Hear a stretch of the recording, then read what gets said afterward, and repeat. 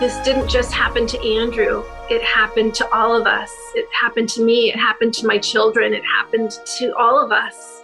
Andrew was a part of me, and with him no longer here, a part of me is no longer here. Welcome to The Narratives of Suicide, the podcast where we bring hope, community, and a voice to those who've lost to suicide. It's where we dispel the myths of suicide. We dispel historical discourses and constructs that have been steeped in history for a very long time, and we're here with hope, love, and support for everyone out there who needs to listen to this podcast. I'm so sorry you're here, but I do hope it can give you something to use in your healing process, to be able to pick up the pieces of suicide and put them back together again in the best possible way that you can. Hi everybody, welcome to the Healing Narratives of Suicide. Today we give a warm welcome to Cindy. Cindy is in Northern California, the Bay Area, and Cindy's here because she lost her youngest son to suicide 4 years ago.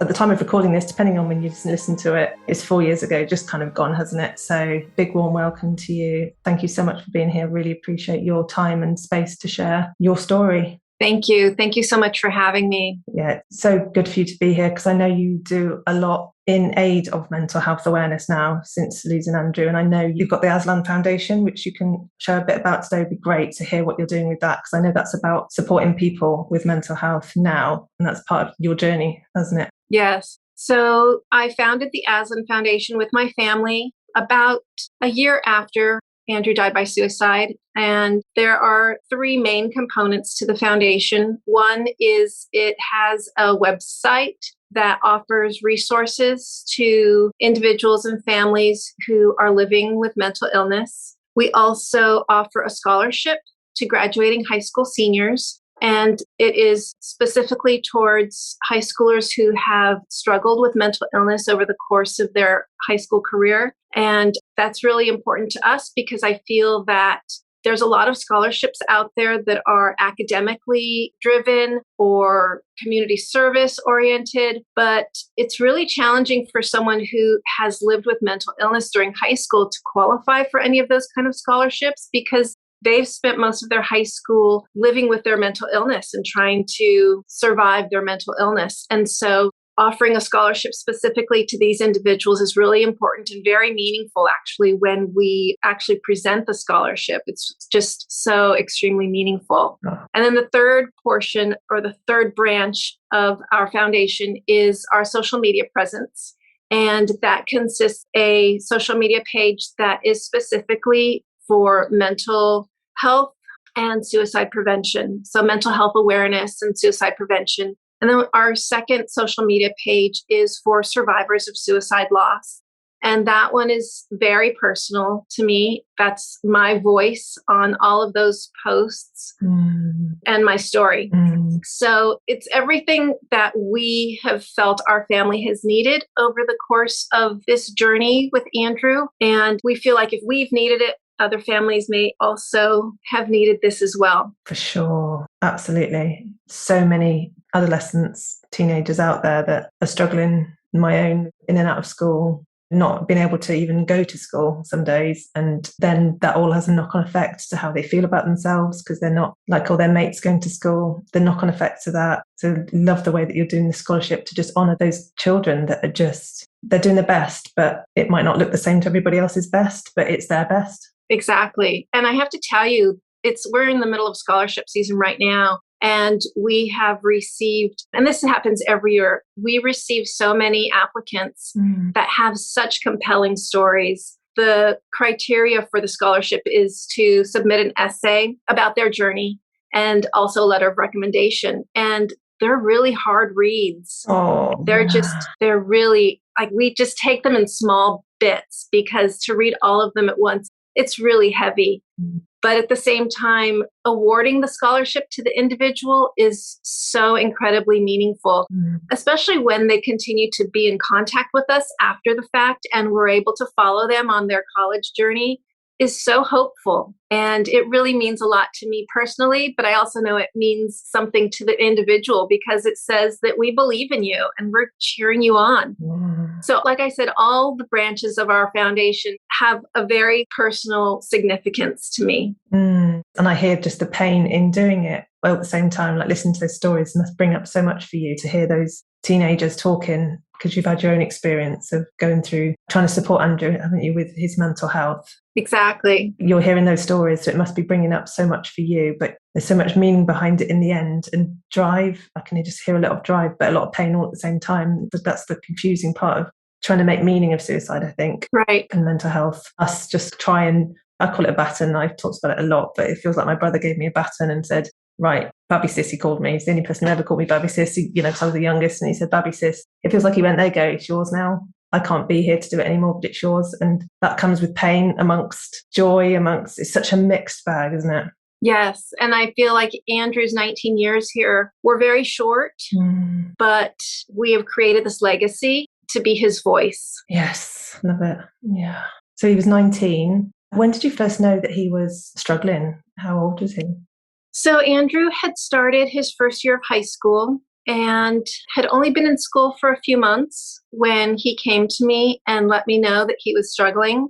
And it was a shock to me. I have to tell you, I had no idea what he had been going through. So I work also as a nurse. So I did understand the medical part of it and the seriousness of it. So we immediately got him help in the way that we thought would be the most beneficial to him.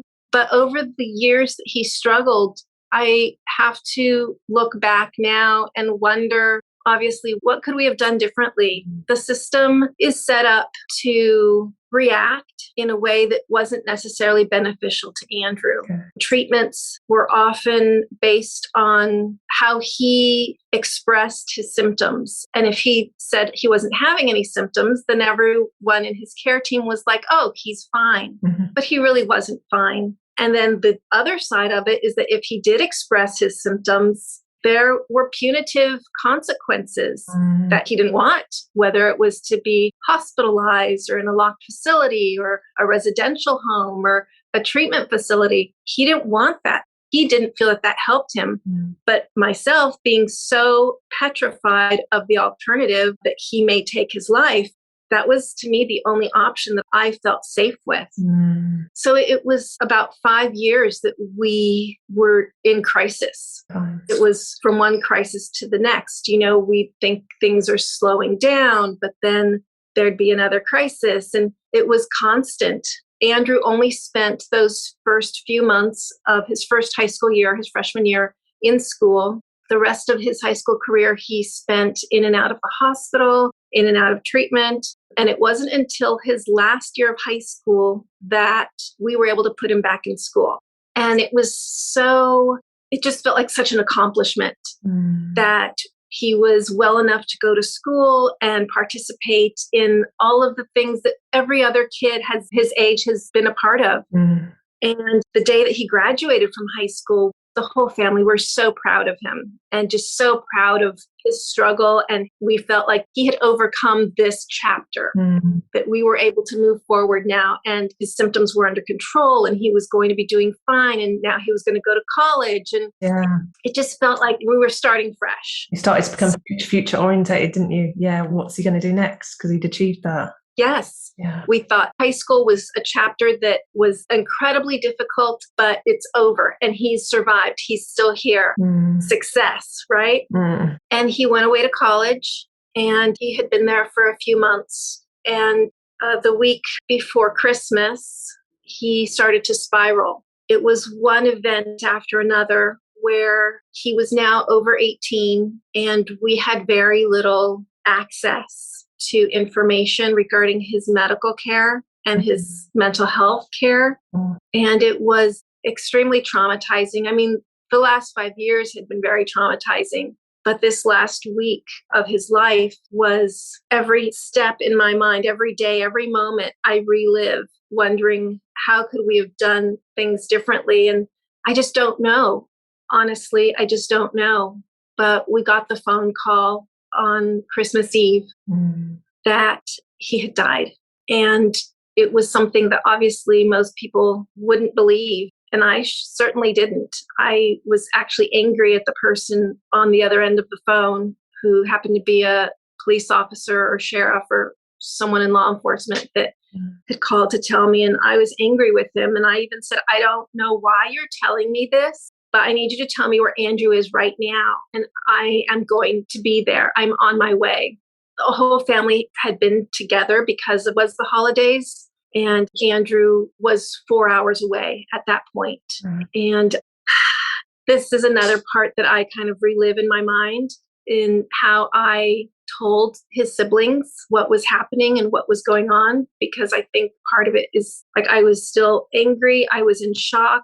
It was 4 a.m. So trying to wake everyone up and say, we need to leave right now. Yeah. It just replays in my mind, and not being able to understand how things unfolded. Like, how did this happen? And all the details, like it just, none of it made sense. Mm-hmm. We drove those 4 hours. Andrew was the youngest of 5 siblings. So we drove to where he was, and he was on his college campus. Everyone we met that day, whether it was the people at his school or the first responders, everyone that we met that day was extremely kind to us, and it was very appreciated. The whole family, we were in such shock, experiencing such trauma, and unable to really process what was happening, but going through the motions of everything that needed to be done that day. And obviously the next day is Christmas. It was just the worst thing you can imagine, right? The worst holiday you could ever, like just the worst day. Everything is the worst of my life happened during that time. And I suspect for his siblings as well. I don't know how we got through it. I know that we were surrounded by lots of very caring people who just poured love over us. And I think that's definitely one of the ways that we survived the day and continue to survive. Honestly, community really has just been a lifeline for me, whether it's friends or support group. That really has been the only way that I feel like I've been able to survive. Right. Comes down to that, doesn't it? That kind of grief. Just how do we carry on surviving when it's like that? It is just, it puts everything into everything just changes in that one moment, doesn't it? And that's why we're suicide loss survivors. And people say we're suicide loss survivors because we are still sitting here. We have survived. In my research, and I often say this, it feels like it's my suicide. But it's not. It was my brother. But it feels, because of the intensity and the experience of it. And that's what I'm kind of hearing, that it was, you've survived, you're still sitting here, but there's been a whole lot that you've gone through in these 4 years, I should imagine, to still be sitting here. Yeah. And I definitely had moments where I didn't think I was going to survive. I really thought that any given point in time that I could have just ceased to exist, because it was so intense. And when you're saying, I agree with what you're saying, when you say you feel like sometimes it's your suicide, I definitely feel like this didn't just happen to Andrew. It happened to all of us. It happened to me. It happened to my children. It happened to all of us. You know, Andrew was a part of me, and with him no longer here, a part of me is no longer here. Yeah. Whew. How have you done it from that day? Like you say, all the events that unraveled after that over Christmas that you had to just get through and just pull together, I guess. And with the caring in the community, just one step at a time at that point, isn't it? Just literally 1 second at a time. It really is. It sounds very cliche, but it really is just one breath at a time. Yeah. Sometimes you can go as long as one day at a time, but there are other times where it really is just one breath at a time. Yeah. And you have to be grateful that your body knows what to do. Because if it was up to me, I may just stop breathing at some point because I'm in so much grief, right? Yeah, it really comes down to that. Yeah, thank goodness for the breath knows what to do. The body knows what to do. Gosh. And I think that really is something that people, when they're in that moment, you think, what do I do next? It really is about, okay, what is the next thing I need to do? And your body kind of knows how to take care of itself. And it's a matter of just like listening and paying attention and thinking, what have I done before to get through difficult times? Obviously never as difficult as this, but what has helped in the past? And for me, it was things like journaling And I'm not an extroverted person, so really more introverted, quiet activities help me. Right. So I know with some people, it's like being around people and kind of, and for me, it was really just being quiet and being alone and being in a space where I could reflect and process is what helped me. So you spent time, or you were able to do that, have time, because it's difficult when everybody else grieves differently in the family. You've got such a big family. Everyone else, where's mum? She's disappeared for an hour.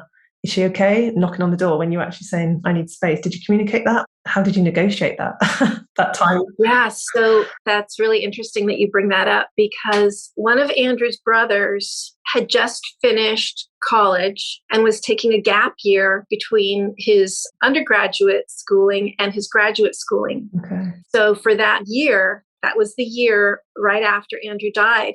And so he was home. Up to that point, obviously, all of my children were grown and out of the house. So under any other circumstances, I would have been able to have that quiet time. Yeah. But I really had to maneuver my way through life while supporting my son in his grief, who was extremely close to Andrew. Show up for work and do self-care. So I really had to, with my therapist, figure out ways that I could squeeze self-care into my days. Full-time job. Exactly. And taking more full-time nursing and trying to support your son who's at home, gap year, and self-care. When do you do that? It was difficult. It was things like I would come home from work and, my son was in deep, deep grief. And we had a dog, and I would come home from work and the dog hadn't been let out all day. So I would take the dog out and walk the dog. And that would be a time for me to just kind of decompress from work, reflect on our loss, figure out how do I best support my son. And our dog was extremely strong-willed. So when I say I would walk the dog, that's not what I mean. I mean, the dog would walk me. She would decide where we were walking, what direction, when we would turn, when we would go back home. So some of her walks were a lot longer than I wanted them to be, but that really was the time that I would use to look inward. One of the things that my therapist noticed in our therapy was that my grief, and I think this is probably true with a lot of people, I don't think this is unique to me, but my grief was manifesting physically. So I would have headaches and stomach aches and physical illness. And she suggested that one of the ways that I deal with my grief was in a physical way. So she suggested me getting massages. And I have to tell you, I shared this with my grief group at the time, and they were shocked, because I don't know if any of us were aware of this or knew about this, but my very first massage, I cried incessantly. Just someone putting their hands on me and massaging my muscles and moving that grief, the tears just fell. And like I said, I shared it with my grief group, and they'd never heard of that before. Obviously, my therapist had, which is why she suggested it. But it was surprising to me. And so I would go for like a quick 30-minute massage once a week. But those were things that I had to be very conscious about to schedule that time. Otherwise, no, I had to be very deliberate about it. And an hour for therapy once a week. That in a working week's hard when you're working, isn't it? I would go during my lunch hour. I work at Stanford University, and so we have like on-campus therapists. So I would walk to her office during my lunch hour and then walk back afterwards. Literally. And so that's really when I would do it. So anybody out there who's busy, working mum, dad, anything, and you feel like you haven't got time to grieve, you've got to squeeze it in, haven't you? You've got to squeeze it in, whether it's the dog walk, and I used to do it at 9:00 at night when I used to shut the door, and then all the kids were in bed and I could just put my brother's music on and be sad, because I couldn't be sad all day because I was there for the kids. You just find your space, and wherever that is, but you have to prioritize it completely, didn't you? You had to kind of say, no, I must do this. It sounded like you were quite determined to do that. Yeah, I realized early on that I could not carry this without letting it out in some way. And so very early on, I definitely took steps to decide, how do I deal with this? I don't know how to deal with this. I just know that I can't carry it. It will destroy me. And so I felt like I needed to figure out, how do I deal with this? Did you go straight back to work? Did you have any time off? I did take some time off. So I'm in the United States, obviously, and our healthcare policy, or however you want to describe it, only allows for 3 days of bereavement. 3 days. That's inhumane. Geez. But fortunately, through my work, I was able to take a longer period of time off. I couldn't tell you at this point how long I took off because it's so foggy looking back on that time. But I took at least 2 months maybe, which still isn't that long, but it's definitely longer. Just as well, it shows if you're in grief fog, that we all know just makes everything so diluted. Just functioning is diluted. Just being able to have a shower and eat is all diluted. The ability to, that grief fog. 3 days go back to work to being a nurse. It sort of rings bells, doesn't it? That it's crazy. It's crazy, isn't it? It really is. So you took 3 months, but it still felt, how long, is enough, because it goes on and on, doesn't it? It goes on and it changes and it fluctuates. But we've got to just bear in mind our profession as well, haven't we? And all of that aspect. It's difficult. Yeah. I mean, feeling like I have to show up for my life when I really just didn't want to. Oh. I didn't want to. But knowing how many people are looking at me and depending on me to be a mom or to be whoever I am to them is really kind of what motivated me. So you read the children.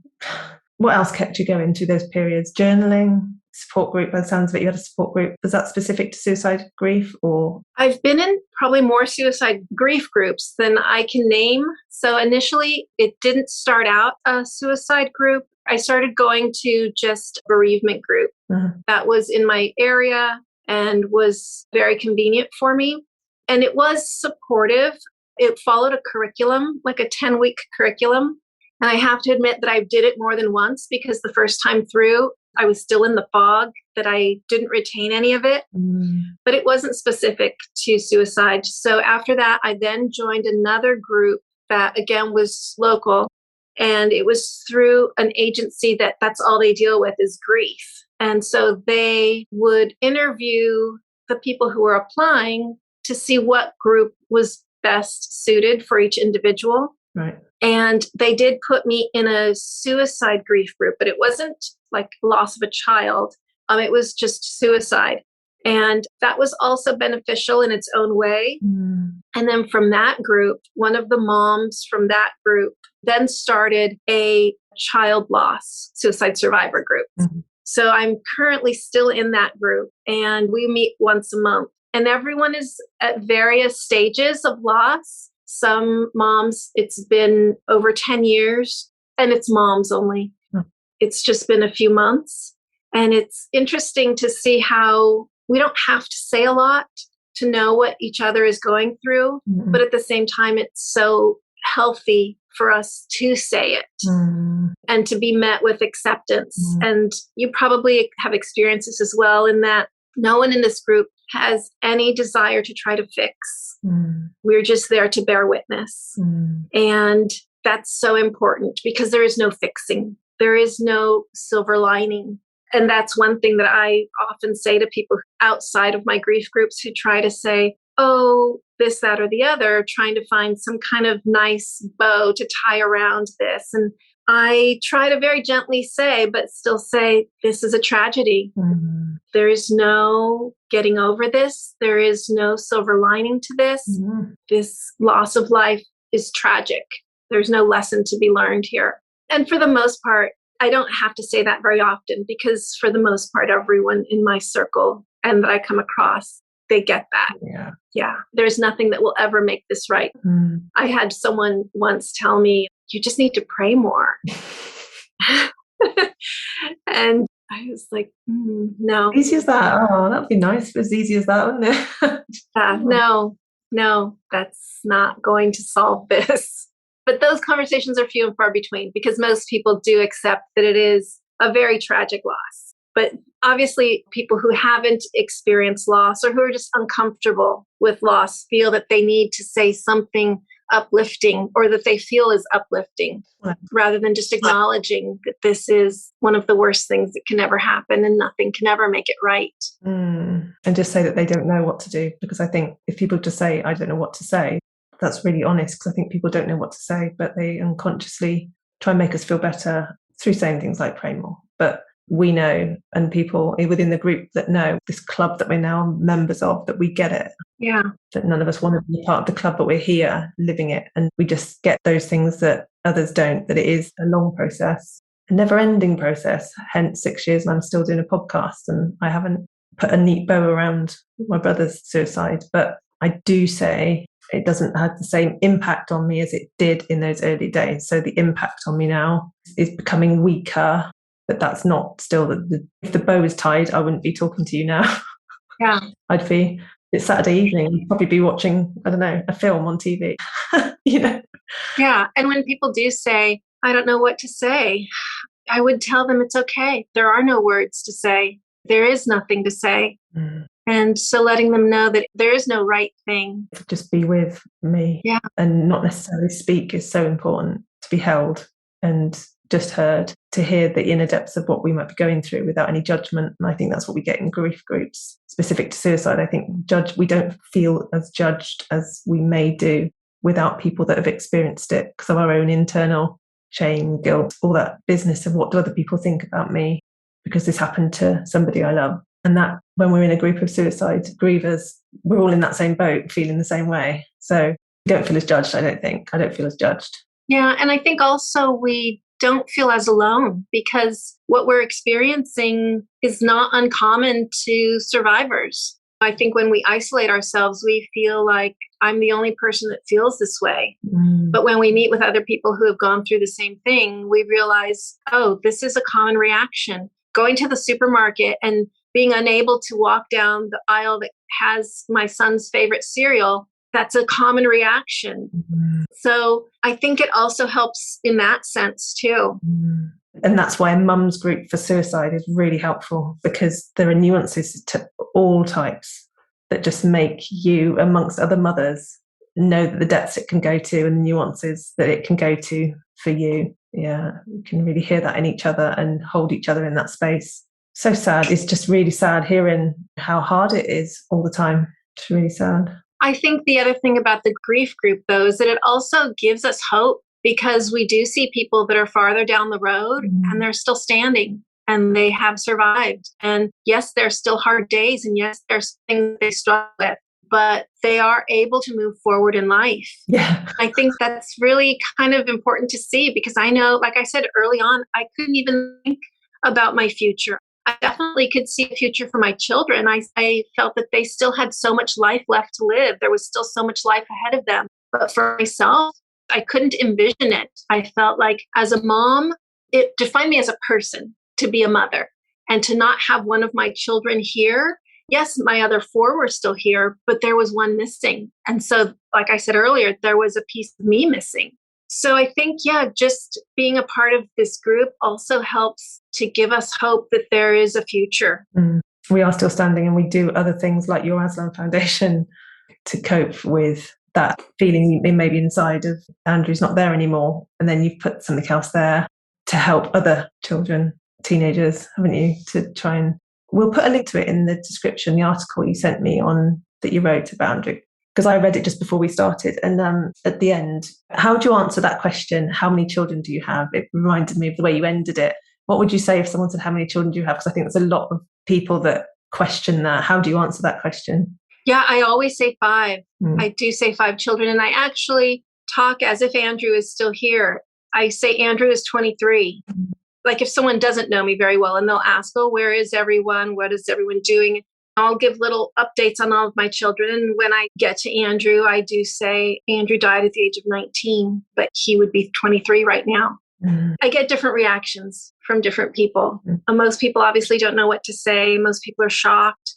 There are times where someone gets it, because they'll be like, oh, I lost a child as well. And we're able to have a conversation about that. But I feel like when I was saying earlier that being a mom defined me as a person, that's being a mom to Andrew as well. And I am still a mom to Andrew. So Andrew is still here for me. Oh, I love that. And I feel like the foundation, the Aslan Foundation, gives me an opportunity to talk about and think about and write about Andrew almost on a daily basis. So for me, he is still a part of my world. I'm bringing him forward with me, and I am his voice now. This is his legacy. I love that. Yeah. I love the idea that he is still your son. End of. That's it. And he always will be. Yeah. Yeah. Yeah. And I say that to people as well when they'll say something about their loved one who died by suicide and what a great brother he was, and I say he was and still is a great brother. Yeah, that's not been taken away, is it? He still is the brother. Yeah, there are things that death takes away, but that's not one of them. The relationship changes, but it's still there. Tell us more about Andrew before, when he was ill as well, but what was he like? Yeah, so Andrew, the youngest of 5, the kids from oldest to youngest are 8.5 years apart. Wow. So everyone's fairly close in age. And as the baby of the family, he really was the golden child. Everyone looked out for him. Everyone adored him. He could really do no wrong. He had an amazing sense of humor and was just such a little ham. His best playmates were his brothers. I have 4 boys and 1 girl. Oh, gosh. Poor girl. Actually, I don't know. She may agree with that. I'm not sure. I think at times she would. Other times she is glad that she was the only girl. But I think, are other times where she kind of felt a little left out with boys always doing boy things. Yeah. He was very adventurous. And so actually my daughter and Andrew are very similar in personalities. She was also adventurous, and because she's the second one and he's the 5th one. So since she was older than him, he would kind of tag along with her to go on adventures. And I would usually let them go together because, well, she's the older sister. She's going to watch out for him. And they had a lot of adventures that I hear about after the fact. And just a very funny, goofy kid. And then as he got older, he grew into be this very empathetic, non-judgmental, sensitive boy. Thought about others a lot, loved his siblings intensely, and just really struggled with the effects of his mental illness. So it really kind of affected who he was internally, in that he wouldn't share his struggles with us. And so when he would go to the doctor and they would give me this horrible report of how he's doing, it was really hard to reconcile with the person he showed us to be, because we still saw him as the same goofy, funny, great sense of humor. He loved animals, loved dogs, and that's who we always saw. So it was always very difficult to reconcile the two of what the doctors and clinicians told us to expect out of him. And they told us basically to never expect him to live independently, that his mental illness would affect him lifelong and he would never be able to function independently. Wow. But yet we would see him at home and he was, the same person we always knew. Wow. He did live independently at college, didn't he? He did. I can imagine how proud you were when he went, to think, success. He's got through the difficulties. He's in college. Oh. When you're listening to these stories of people that apply for your scholarship, how many remind you of Andrew in that sensitive, empathic, funny, goofy? Yeah. Is there some similarities? A lot of them. A lot of them. And I don't know if they would describe themselves that way, but their letters of recommendation do. Or their parents, talking with their parents. They will say very empathetic, sensitive, like a lot of the same qualities, yes. Yeah. And a lot of them also hiding their illness until they couldn't. And that was Andrew, where we would say he's doing great until he isn't. So confusing for you as a family. It sounds like, to know what to do to help, because some of it was hidden, some of it was you were just trying to treat him as he was showing you, because if he was home and seeming okay or goofy and okay, you wouldn't have wanted to bring that down, would you? Because if he's in a seemingly okay mood, you wouldn't want to affect that. So I can imagine how confusing it was trying to manage what to do. Right, and what was best care for him. Yeah, and then that's probably what you've gone over since he's passed, the whole, if we'd have done something, which everyone does, doesn't they? But especially with all those dynamics of confusion around his care and how to help. I think the best way, though, is just to tell myself, even though I'll spin round and round with all of those questions, but then landing to a place of realizing I did the best that I could with the information that I had at the moment. Yeah. At the end of the day, that's where I have to land. Yeah, I did that one. I think I said to myself quite early, I did the best I could. And then you add on that little bit at the end. I did the best I could with what I knew at the time and what I had within me at the time. Because yes, now there's something different in me at the time that I know now, but I didn't know any of that then. It's a really important part to it, isn't it? Yeah. I did the best I could with what I knew at the time, or with who I was at the time, the person I was at the time. Really important. So Christmas, how do you get through Christmas? So we don't celebrate Christmas as a family. It's really actually very difficult for me to get together as a family because our pain is still very intense. And I can't even imagine what that would be like if we were to get together as a family at Christmas time. Maybe at some point we will be able to. But my children are grown and all of them in relationships. So a lot of times they spend it with their in-law family. And I've done something different every Christmas, depending on how I'm feeling. So the very first Christmas was obviously just terrible. It was terrible. There's no other words to say. I was home. I think I went to a midnight mass service. It was so hard, but it was also somewhat of release. It was almost, I don't even want to say it this way, but it's almost like I put myself through something that was extremely difficult in order just to get that release. I was sitting there listening to people singing Christmas carols and the lights are twinkling and all I could think about was my loss. But at the same time, being able to mourn and grieve that loss amongst no one that knew me, wasn't going to question why I'm sitting there crying in a puddle of tears. It was in some way helpful to me, and other people might not understand that, but it was in some ways helpful to me. There have been years where I have left, gone out of town, and just not even acknowledged Christmas, gone to where there's no decoration, there's no reminders that it's Christmas. And that has helped in that moment, that particular year. This year, I stayed home, and I don't acknowledge the day very much. One of the things that I started last year, which has been kind of similar to the foundation in that it's painful, but it's purposeful, is that started what's called a remembrance tree. So the year that Andrew died, the house had been decorated, everything was up for the holiday. I don't remember, I was in such a fog, how those decorations came down or who put them away or what eventually happened to them. But from that point forward, I didn't decorate for Christmas. Last year, I decided that I would start what's called a remembrance tree. And what I did was I put out on social media, if anyone wants their loved one to be remembered on our tree, send me their name and I will write it on a ribbon and put it on the tree. So the first year I did it, which was last year, I believe I got over 700 names. And this year I did it again and I was near 1,400 names. So the tree is like, it's very painful as I'm writing these names and realizing so many have been lost to suicide and that these names represent a person, a child, a sibling, a friend. But at the same time, it does give some meaning to the holiday for me as something to do, but also to let people know that their loved one is not forgotten. Yeah, beautiful that you've just found a way. And I think you're just trying different things each year, aren't you, to try and just get through, and periods of just pretend it's not happening. It doesn't sound like you hide away literally under the covers. You go and do something externally by the sounds of it. But did you stay at home then with the remembrance tree this time? So I started it last year, and last year I went out of town, but I took the tree with me. And I took all the ribbons with me and I worked on it from where I was staying. And then this year I stayed home and it was a lot easier to do the tree from home. Especially with 1,400 names. Yes, ribbon everywhere. Oh, how lovely.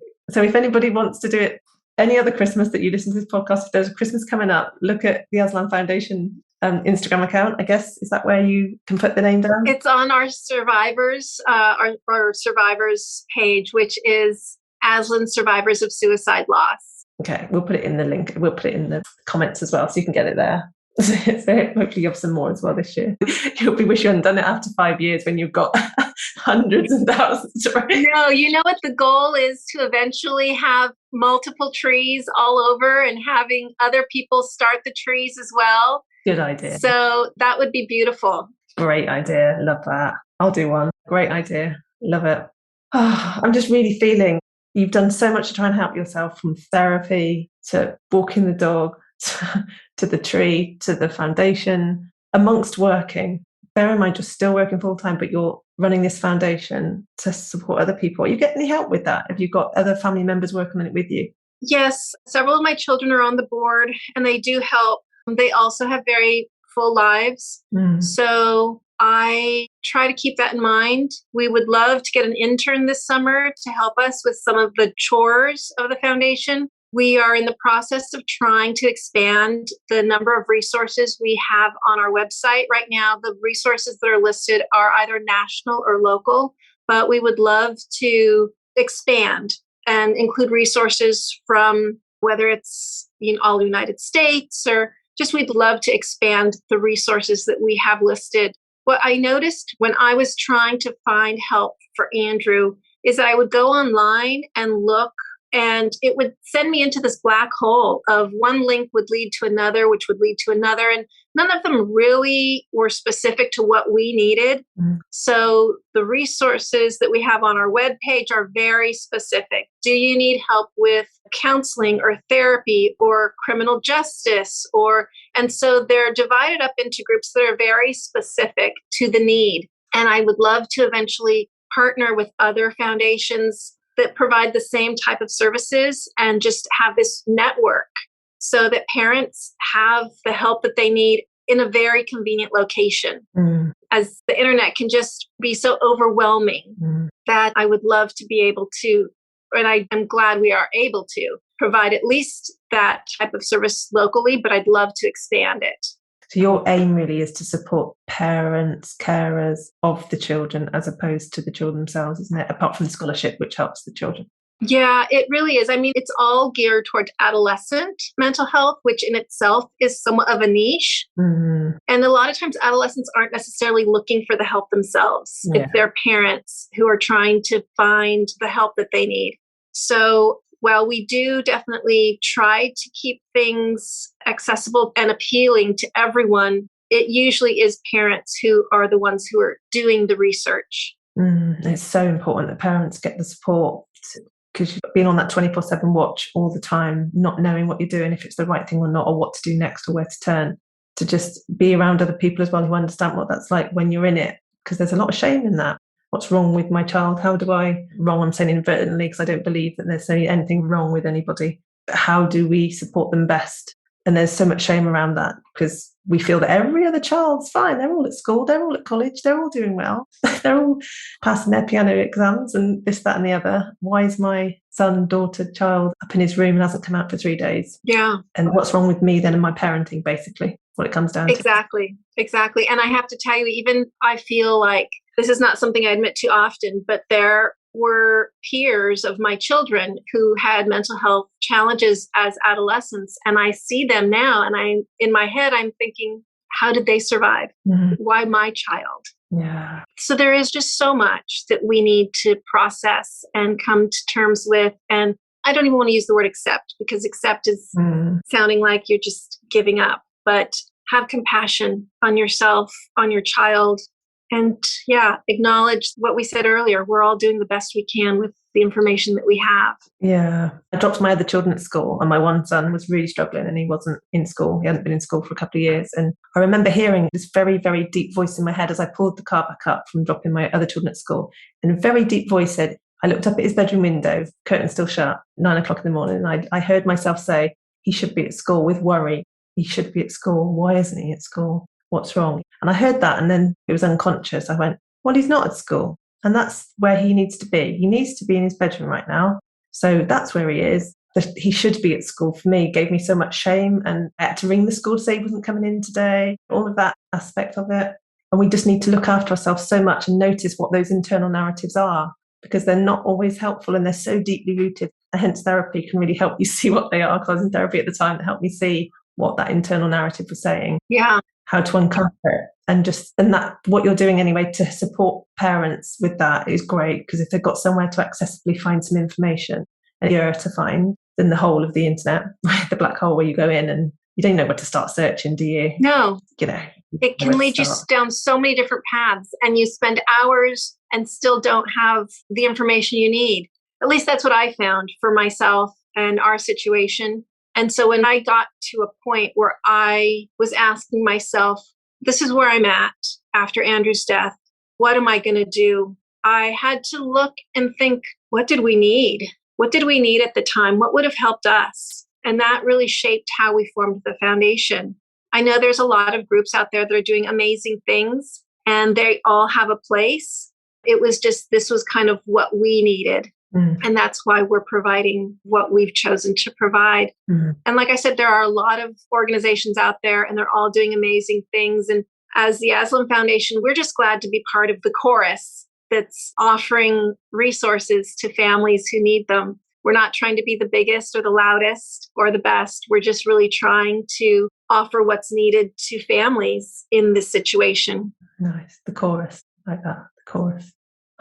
So I'm hearing all this. You set mind to, I need to do something. I need to support myself with your journaling and everything. You needed to factor that into your time because you're busy, very busy, and you've added more to your busyness with the Aslan Foundation. But again, all I'm hearing is my findings of my research that I've been doing for 4 years is hearing stories and then analysing it. And the final theme I found from analysing the stories is pain to purpose. And that's all I'm hearing in your story.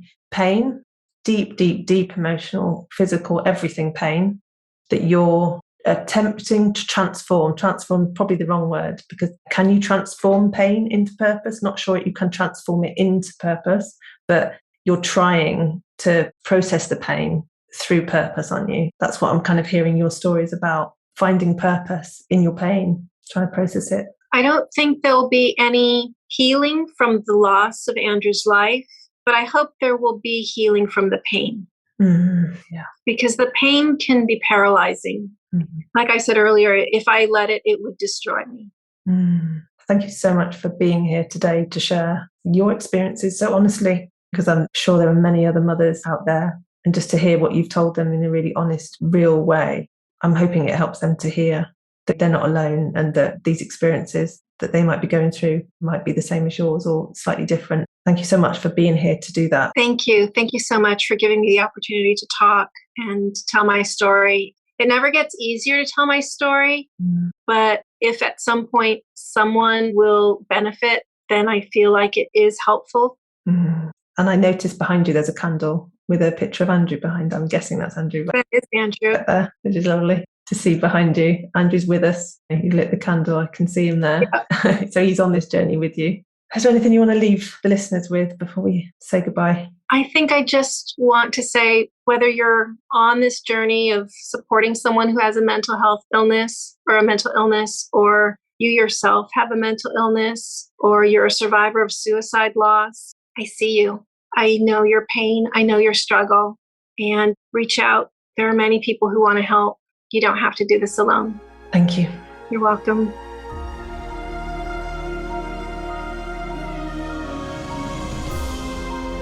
Thanks so much for joining us here today. I hope it's served you and given you something for your journey with suicide. Come back and subscribe, like, do whatever you need to do on your platform to help us to raise awareness of suicide, because the more we keep saying the word, the more we can gain support for us left behind, and the more we can raise awareness of the word and how society sees it and reduce this stigma that's so attached to it. Please get in touch. You can find me on my website, suicidegriefsupport.com. I really want to hear from you. But for now, please take care of yourselves and take care of each other. And remember, we are stronger together.